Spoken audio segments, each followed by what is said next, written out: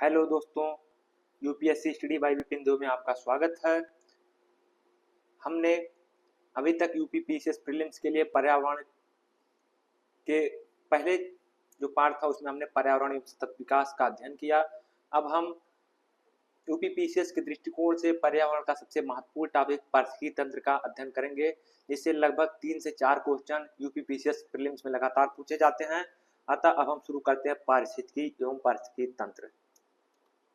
पारिस्थितिकी पारिस्थितिकी से तात्पर्य जीव समुदाय व उसके वातावरण के मध्य की अंतःक्रिया से है। जैसे जैसे उष्णकटिबंधीय वर्षावन, तो उष्णकटिबंधीय वर्षावन जो उष्णकटिबंध क्षेत्र की जो जलवायु है, जो वहाँ की मृदा है, वहाँ से अंतःक्रिया करता है।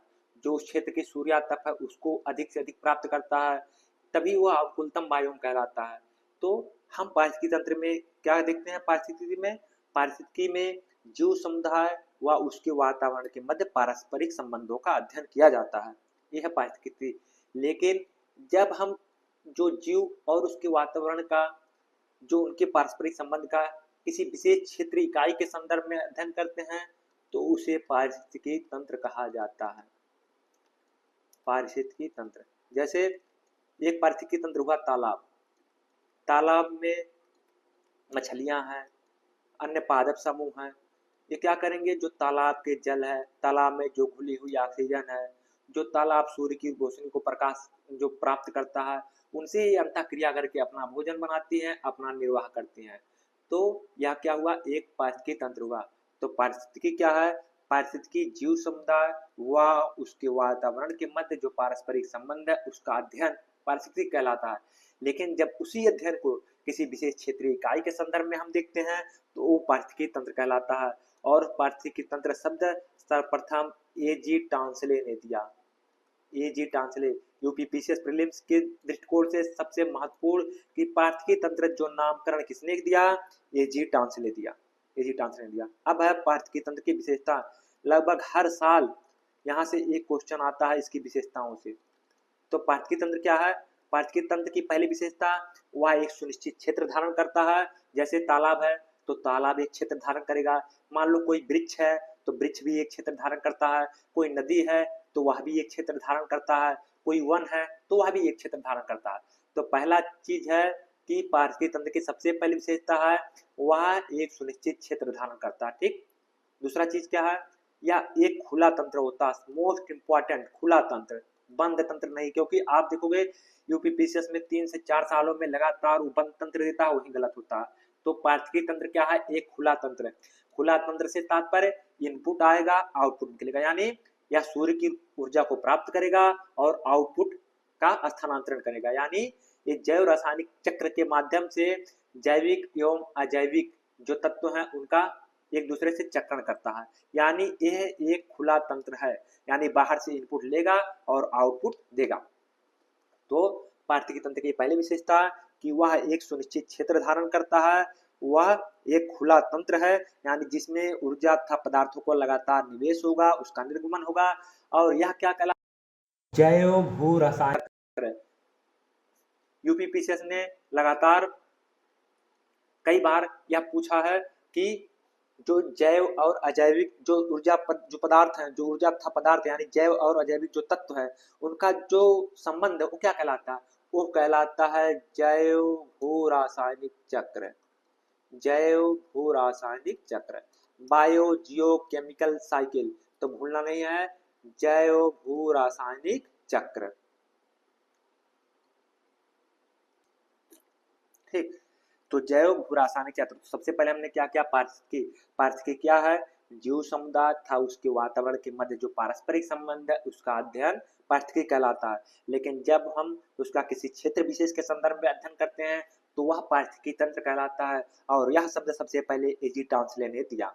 पारिस्थितिकी तंत्र की विशेषता कि वह एक सुनिश्चित क्षेत्र धारण करता है। वह एक खुला तंत्र होता है। इसमें ऊर्जा यानी सूर्य के प्रकाश और पदार्थ यानी जो अजैविक तत्व है जैसे कैल्शियम है, फास्फोरस है, सल्फर, इनका निवेश और बहिर्गमन होता है, जिसे हम क्या कहते हैं? जैव भू रासायनिक चक्र। तीसरा, इनकी विशेषता, पारिस्थितिकी तंत्र की थर्ड विशेषता क्या है? इसका आकार भिन्न भिन्न होता है। आकार भिन्न भिन्न यानी पारिस्थितिक तंत्र कोई वृक्ष भी हो सकता है, कोई तालाब भी हो सकता है, कोई नदी भी हो सकता है और एक सागर भी हो सकता है। यहाँ तक कि पृथ्वी स्वयं में एक पारिस्थितिकी तंत्र है। ठीक, पारिस्थितिकी तंत्र की एक उत्पादकता होती है। जैसे हम देखते हैं कि जो जो वर्षावन है उसकी उत्पादकता है, जो घास है उसकी उत्पादकता है, मरुस्थल है उसकी उत्पादकता है। तो यूपी पीसीएस में लगातार ये क्वेश्चन पूछा जाता है कि इनकी उत्पादकता का क्रम क्या है। तो जो सबसे अच्छा जहाँ सूर्यातप प्राप्त होगा, जो बेहतर जल प्राप्त करेगा, जहाँ बेहतर खनिज प्राप्त होगा, उनकी उत्पादकता सबसे अधिक है। जैसे सबसे अधिक उत्पादकता किसकी है? उष्णकटिबंधीय सदाबहार वर्षावन की।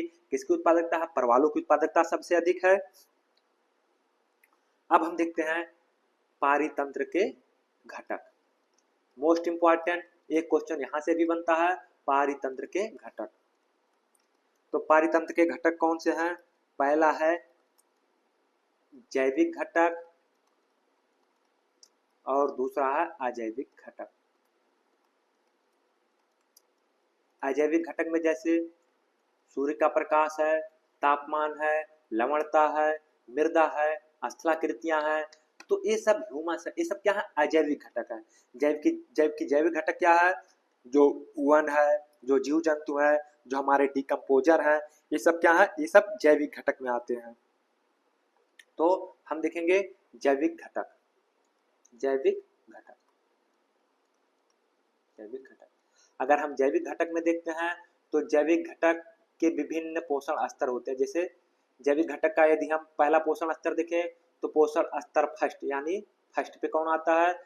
स्वपोषी आते हैं। यानी जो अपना उत्पादन है, जो अपना भोजन है, वो स्वयं बनाते हैं, उन्हें क्या कहते हैं? स्वपोषी। यानी वो कहलाते हैं प्राथमिक उत्पादक। इसमें कौन आते हैं? आते हैं प्राथमिक जो पेड़ पौधे आते हैं, जो हमारी फाइटोप्लैंक्टन आती हैं, यानी पादप आती हैं, ये सब क्या आते हैं? ये पोषण स्तर फर्स्ट में आते हैं, यानी स्वपोषी होते हैं।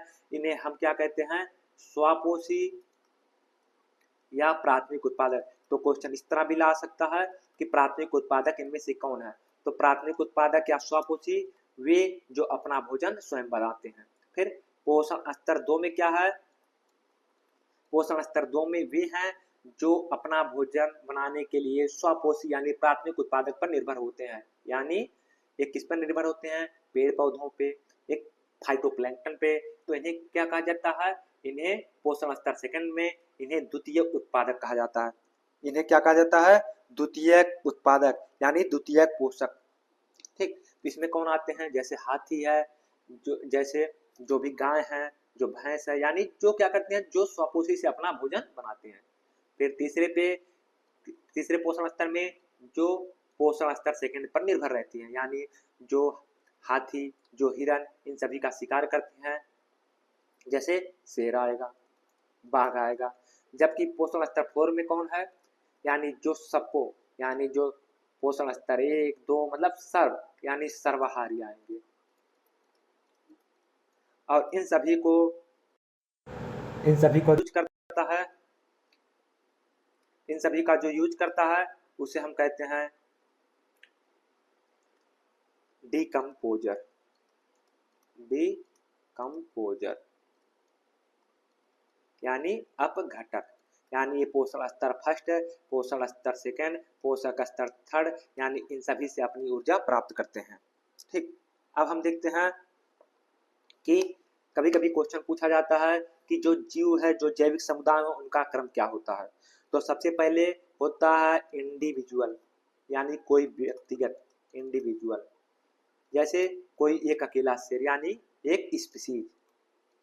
ठीक, फिर इन जो स्पीसीज है, एक ही जो प्रजातियां है, इनका समूह, एक क्या कहलाता है? जनसंख्या या पॉपुलेशन। तो सबसे पहले क्या आएगा? इंडिविजुअल आएगा। फिर क्या आएगा? उन जो स्पीसीज हैं, जो एक ही प्रजाति के समूह है, उनका जो समूह है वो जनसंख्या कहलाता है। फिर क्या है कि जो विभिन्न जनसंख्या है, जो विभिन्न ऑर्गेनिज्म है, उनका जो समूह है वो कहलाता है समुदाय। क्या कहलाता है? समुदाय। तो जैसे कोई एक शेर है वो कहलाएगा इंडिविजुअल यानी स्पीसीज। फिर विभिन्न जो शेर हैं जो मिलके वो बनाते हैं जनसंख्या। जब विभिन्न शेर, बाघ, हिरन ये सब मिलके एक समुदाय यानी क्या कहता है? पादप समुदाय, ये कहलाता है जंतु समुदाय। वे क्या कहलाते हैं? समुदाय। फिर जो पादप समुदाय, जो जैविक समुदाय है, जो अजैविक समुदाय है, इनका जो सम्मिलन है ये क्या कहलाता है? पारिस्थितिकी तंत्र। क्या है? पारिस्थितिकी तंत्र। फिर ये आगे इनका सबसे बड़ा है, उसे कहते हैं लैंडस्केप यानी भूदृश्य। यानी एक बड़ा भूदृश्य है, उसमें कई पारिस्थितिकी तंत्र पाए जा सकते हैं। हो सकता है उत्तर भारत का महान मैदान एक भूदृश्य है, यहाँ आप देखेंगे तो कहीं ना कहीं जलीय पारिस्थितिकी तंत्र में नदी, झील, या आपको कृषि पारिस्थितिकी तंत्र, आपको वन पारिस्थितिकी तंत्र, सब कुछ मिल जाएगा। तो ये क्या है? एक लैंडस्केप है। तो जब भी आप जीव से जीव समुदायों का क्रम देखेंगे तो सबसे पहले इंडिविजुअल आएगा, यानी कोई व्यक्तिगत समूह आएगा, फिर उन स्पीसीज का एक समूह जिसे हम जनसंख्या कहते हैं, फिर समुदाय आएगा, फिर पारिस्थितिकी तंत्र आएगा, फिर आएगा भूदृश्य यानी लैंडस्केप। अब आते हैं हम पारिस्थितिकी तंत्र के प्रकार यानी टाइप ऑफ पारिस्थितिकी तंत्र। एक क्वेश्चन यहाँ से भी लगभग पूछा जाता है पारिस्थितिकी तंत्र कि कौन से प्राकृतिक पारिस्थितिकी तंत्र है, कौन से कृत्रिम पारिस्थितिकी तंत्र है। तो पारिस्थितिकी तंत्र, तो ठीक, पहला पारिस्थितिकी तंत्र है स्थलीय पारिस्थितिकी तंत्र। स्थलीय पारिस्थितिकी तंत्र में जैसे वन पारिस्थितिकी तंत्र, आप देखेंगे घास पारिस्थितिकी तंत्र, आप देखेंगे मरुस्थल, यानी जो प्राकृतिक रूप से स्थलीय पारिस्थितिकी तंत्र पाए जाते हैं। ठीक, फिर दूसरा है जलीय पारिस्थितिकी तंत्र। जलीय पारिस्थितिकी तंत्र में आप देखेंगे नदी, सागर हैं, झील हैं, ज्वार नदमुख है, तो ये सब क्या है? ये जलीय पारिस्थितिकी तंत्र है। इन्हें आप लवणीय और अलवणीय में भी बांट सकते हैं। अलवणीय मतलब जैसे तालाब है, नदी है, लवणीय मतलब सागर है। तो जो जिसमें नमक हो मतलब जिसमें लवण हो वो लवणीय, जिसमें ना हो अलवणीय। जबकि मानवीकृत पारिस्थितिकी तंत्र क्या है?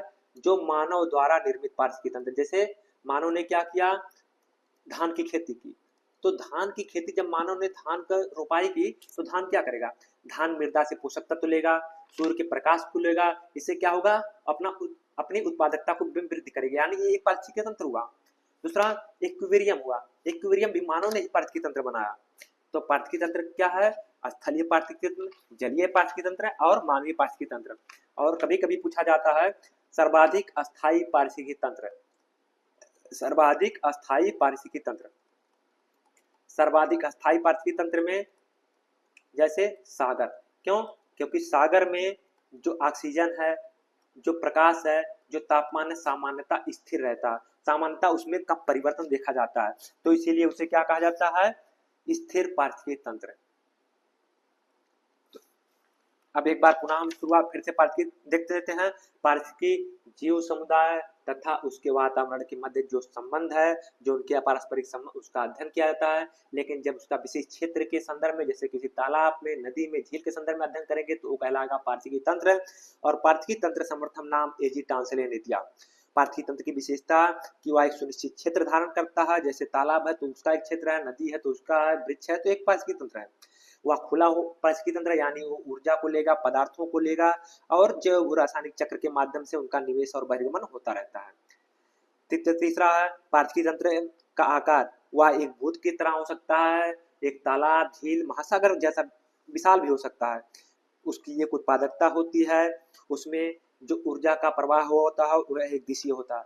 पारिस्थितिकी तंत्र के घटक क्या क्या हैं? जैविक और अजैविक। अजैविक में क्या है?